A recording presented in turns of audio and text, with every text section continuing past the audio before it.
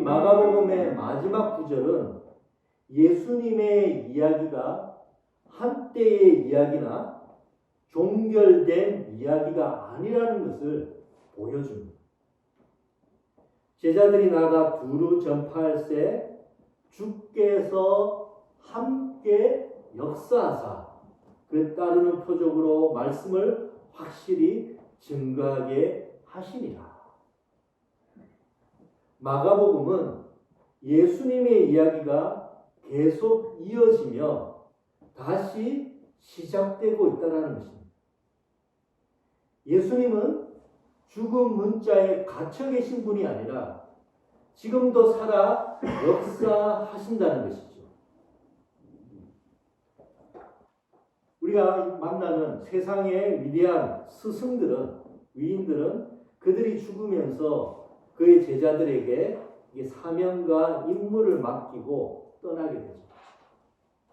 제자들은 그의 스승의 빈자리를 느끼면서 스승의 정신과 뜻을 이어가려고 노력을 합니다. 그러나 예수님의 제자들은 달랐죠.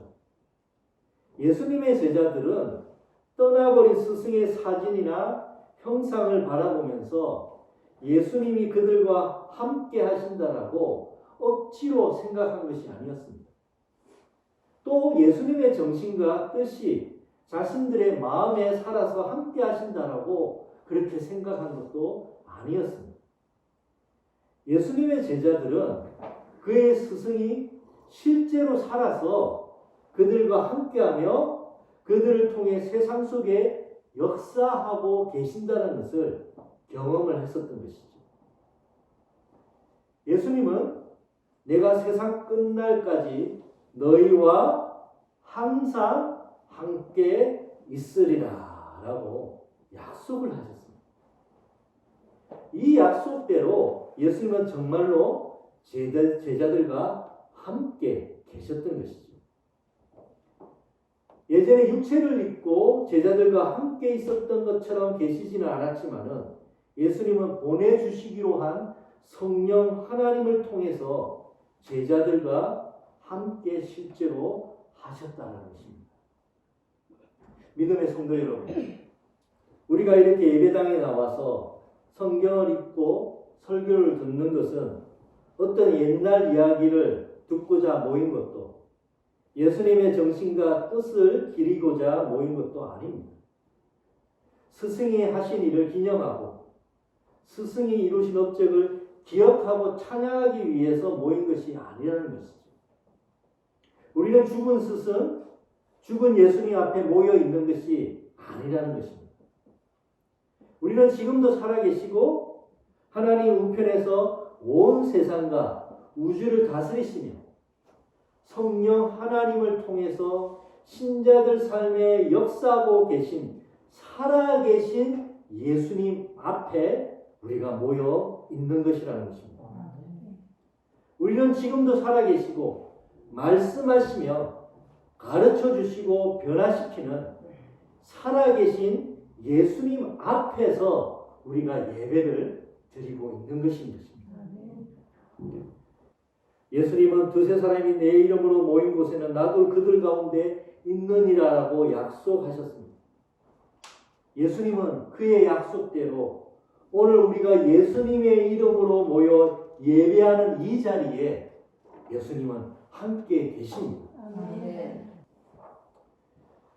우리 사도들은 이구동성으로 우리 그리스도인의 목표가 있는데 그 목표는 예수 그리스도를 닮는 것이라고 그렇게 강조했습니다.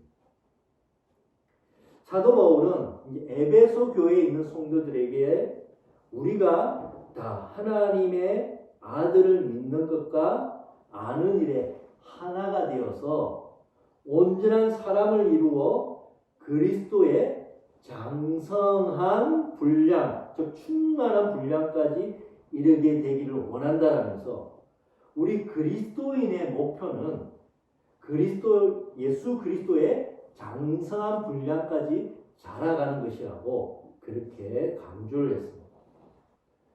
그러니까 부모가 아이가 태어나면 아이가 성장하고 자라는 모습을 보는 것만큼 허무할 데가 없습니다. 몸을 뒤집고 또 걸음마를 배우고 엄마 아빠라고 말을 하기 시작하며 어느새 자라서 이 글자를 익히고 또 자기 방을 스스로 청소하고 학교에서 배움을 가지고 도옥자라 성인이 되어서 자기 삶을 스스로 꾸려갈 수 있는 것을 보면 부모는 기쁨과 감사가 넘치게 되죠. 마찬가지로 하나님 아버지도 예수 그리스도 안에서 태어난 우리들이 점점 자라서 독생자 아들 예수 그리스도처럼 성장해 가는 것을 보실 때 가장 기뻐하고 가장 행복해 하십니다. 우리는 그리스도인이 된 순간부터 삶의 목표와 여정이 분명하게 정해졌습니다. 우리는 그리스도를 향해서 가는 것이고 그리스도가 우리 인생의 목표인 것이죠. 근데 하지만 이 영광스러운 목표를 향해 가는 인생의 여정은 말처럼 쉽지가 않습니다. 길은 좁고 굽이치고 수많은 난간이 있고 또 가진 유혹으로 우리의 걸음을 방해하고 제지하기도 하죠. 예수님을 따르면 모든 일이 일사천리로 잘 풀리고 매일 예수님의 닮는 모습에 우리가 감탄하면서 날마다 감사와 기쁨으로 가득 찬다면 얼마나 우리가 좋겠습니까? 그러나 예수 그리스도를 따르고 믿고 알고 닮아가는 그 과정, 그 길에는 시련과 고난이 있다는 것입니다. 누군가는 우리의 믿음의 상징물이 편안한 소파가 아니라 험한 십자가다라는 말을 기억할 필요가 있다고 했는데 그리스도에게 가까이 가는 길에는 반드시 십자가를 지는 것 같은 고난을 경험하게 된다는 것입니다. 예수님도 제자들에게 세상에서 너희가 환난을 당하나라며 그리스도를 따르는 길에는 고난이 함께 할 것이라는 것을 이미 말씀을 하셨습니다. 그런데 이 성경을 보게 되거나 또 우리의 교회사 속에서 영적인 위인들은 하나같이 그리스도를 닮고 성숙하기 위해서는 굴곡진 시련과 불같은 고난을 반드시 통과해야만 한다라고 말했다는 것입니다. 시편의 시인도 이런 말을 합니다. 고난 당하기 전에는 내가 그릇 행하였더니 고난 당하기 전에는 잘못 살았더니 이제는 고난 때문에 주의 말씀을 지키나이다. 고난을 경험하기 전까지는 교만해서 잘못된 길을 갔었는데 고난을 경험하고 나니 하나님의 참 길을 따를 수 있도록 겸손하게 되었다는 것입니다. 고난이 사람의 인생을 겸손하게 만들고 하나님 아버지 예수 그리스도를 향해서 갈 수 있는 그 마음의 태도를 갖도록 해주었다는 것이죠. 역설적이게도 고난이 우리를 그리스도께로 더 가까이 가도록 뒤에서 밀어준다는 것입니다. 고난이 우리가 예수 그리스도께로 바르게 가도록 방향을 잡아주고 인도하여 준다는 것이죠. 영국의 유명한 설교자가 있습니다. 찰스 스펄전 목사님이라는 분이 자신을 하나님의 사람으로 만들어준 것이 있는데 그것은 용광로와 쇠망치 덕분이다 라고 말했다는 것이죠. 우리가 알고 있듯이 철이 순수하고 단단해지는 것은 뜨거운 용광로에서 오랫동안 있어야만 하고 끊임없이 내려치는 그 쇠망치를 맞아야만 합니다. 마찬가지로 우리가 그리스도를 순수하게 닮아가고 온전해지는 것은 고난의 용광로와 시련의 쇠망치를 통해서 가능해질 수 있다는 것이죠. 그래서 사도 베드로는 더 나아가 이렇게 말씀하셨습니다. 사랑하는 여러분, 여러분을 시험하려고 오는 불같은 시련을 당할 때 마치 이상한 일이나 일어난 것처럼 놀라지 마십시오. 이 고난과 시련을 당할 때 내가 예수님을 잘 믿고 따르고 있는데 어떻게 나에게 이런 일이 일어날 수 있는가 하면서 당황하지 말라는 것입니다. 그러면서 사도 베드로는 연이어 말하죠. 그 시련으로 여러분은 그리스도의 고난에 참여하게 되는 것이니 기뻐하십시오. 그러면 그리스도께서 영광 중에 나타나실 때 여러분도 그분과 함께 기뻐하게 될 것입니다. 사도 베드로는 오히려 시련과 고난 당하는 것을 한편으로 기뻐하라고 얘기합니다. 왜냐하면 그 시련은 그리스도의 고난에 참여하게 되는 것이고 그 고난을 통해서 우리가 예수 그리스도의 온전한 분량까지 가도록 우리를 연단시키며 우리를 새롭게 하며 우리를 온전케 해주신다는 것입니다. 그래서 예수 그리스도를 닮아서 그분이 오시는 날 우리가 그분 앞에서 함께 기뻐할 수 있도록 우리를 인도해 주는 그것이 고난이기 때문이라는 것입니다.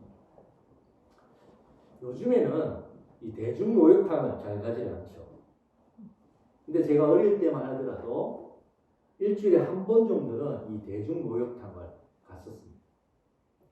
저도 어릴 적에 부모님이 목욕탕을 꼭 데리고 이리 가셨는데 목욕탕 가는 것은 결코 즐거운 경험은 아니었습니다. 어른들이 몸을 담그고 계신 이 탕 속에 들어가는 것은 너무 괴로웠죠. 아이들이 들어가기에는 이 탕 속의 물은 상당히 뜨거웠기 때문입니다. 어릴 적에 갔던 목욕탕의 첫 번째 시련은 뜨거운 물 속에서 한계가 올 때까지 몸을 담궈서 할 수 있는 한 몸을 부풀리는 거였습니다.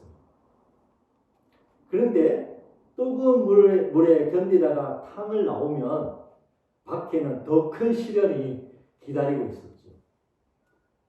바로 한껏 부풀어 오른 피부 밑에 때를 벗겨내야만 하는 거였습니다. 부모님은 까칠까칠한 당시에는 이 사포처럼 느껴지더라고요. 그런 까칠까칠한 떼수건으로 온몸을 문질러 때를 벗겨내셨죠. 부모님은 한치의 망설임 없이 피부가 새빨개지도록 몸의 구석을 사정없이 문지르셨습니다.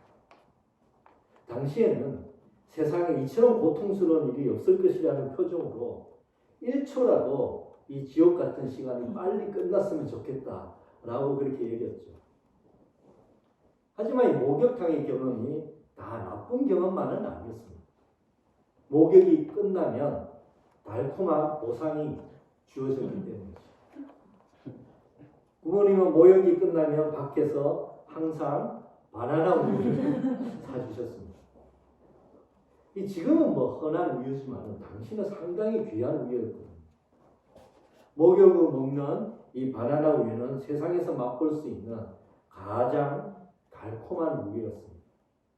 바나나 우유 하나만으로도 목욕의 괴로운 기억은 행복한 기억으로 바뀔 수가 있었죠. 조금 나이가 들어서 간 목욕탕은 예전처럼 고통스럽지는 않았습니다. 뜨거운 물속에 들어가는 것도 때를 미는 것도 더 견딜 수 있게 되었죠. 뜨거운 물도 때를 미는 고통도 몸을 깨끗하고 상쾌하게 한다는 것을 알았기 때문입니다. 시련과 고난이 처음에는 괴롭고 고통스럽죠. 그러나 고난이 때를 벗겨내듯 나의 옛 자아를 벗겨서 그리스도를 닮게 한다는 것을 알게 되면 인내할 수 있는 힘이 생깁니다. 그래서 사도 야고보는 이렇게 얘기합니다. 너희 형제들아, 너희가 여러 가지 시험을 당하거든 온전히 기쁘게 여기라. 이는 너희 믿음의 시련이 인내를 만들어내는 줄 너희가 아니라 인내를 온전히 이루라. 이는 너희로 온전하고 구비하여 조금도 부족함이 없게 하려 함이라. 흠없고 온전하게 하신다는 것이죠. 시련과 고난이 힘들고 어렵지만은 이를 인내로 견디어내면 오히려 고난이 축복의 통로가 된다는 것입니다. 믿음의 성도 여러분, 우리 신앙의 여정에는 고난과 역경이 반드시 있을 것입니다. 그러나 예수 그리스도 안에 있는 자에게는 그 고난이 그리스도를 닮는 은총의 통로가 될 것이라는 것을 믿고 인내할 수 있게 되기를 축원드립니다.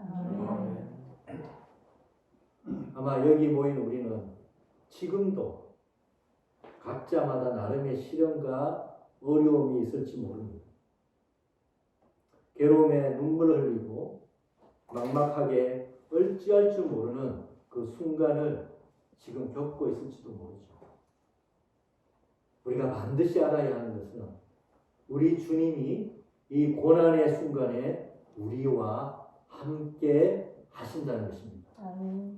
우리가 사망의 음침한 골짜기를 다닐지라도 그곳에 우리 주님은 우리와 함께 하고 계십니다.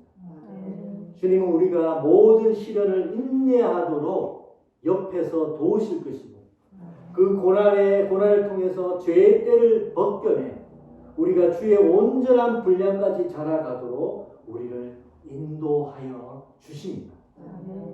마가복음의 마지막 말씀처럼 우리의 모든 길에 주님이 함께 역사하고 계십니다. 우리 주님은 살아계십니다. 우리와 함께 하십니다. 그리고 우리를 끝까지 주님 나라 올 때까지 인도하여 주실 것입니다. 우리가 주님을 의지하고 고난을 인내로서 통과한다면 마지막 날 때없이 깨끗하게 된 우리들에게 하늘의 놀라운 보상, 하늘표 바나나 우유를 마음껏 주실 것입니다.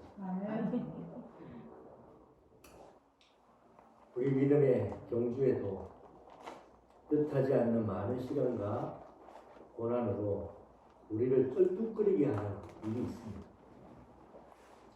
때로는 너무도 고통스러워 포기하고 싶은 순간도 있고 주저앉아 어찌할지 모를 때도 있죠. 그러나 그 순간에 우리 주님은 우리와 함께 하십니다.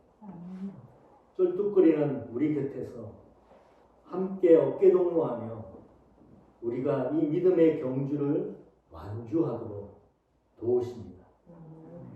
아들아, 나와 함께 뛰자며 아들 옆에서 띄워주던 아버지처럼 우리 주님도 우리 인생의 시련으로 쩔뚝거리며 고통스러워할 때 우리 옆에서 함께 띄워주십니다. 믿음의 성도 여러분, 우리와 함께 하시는 우리 주님을 알아보십시다. 주님은 어떤 시련 속에서도 우리가 그리스도의 온전한 분량까지 자라가도록 우리를 도우실 것입니다. 주님은 우리가 최후 영원한 승리를 얻기까지 믿음의 경주를 완주하기까지 우리와 함께 하실 것입니다. 우리 주님은 임마누엘의 주님이십니다. 주님은 살아계시고 지금 우리와 함께 하시며 역사하십니다. 아멘.